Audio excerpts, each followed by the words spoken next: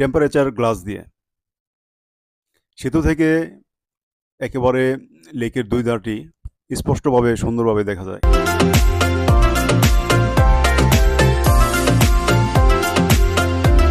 লেকের অপর পাশেই সংসদ ভবন অবস্থিত। এখান থেকে সংসদ ভবন দেখা যায়। চলুন আপনাদেরকে একটু দেখানোর চেষ্টা করি।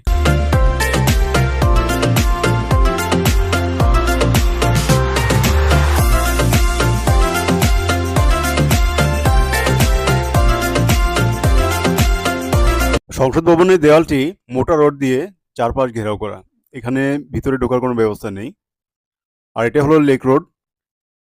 ছাত্র আন্দোলনের আগে এই রোডে প্রচুর গাড়ি চলতো। এখন দুই পাশ থেকেই এই রোডটি বন্ধ করা। এখন পুরো লেকটি আপনাদেরকে ঘুরে দেখাচ্ছি। দেখতে থাকুন এবং সাথেই থাকুন।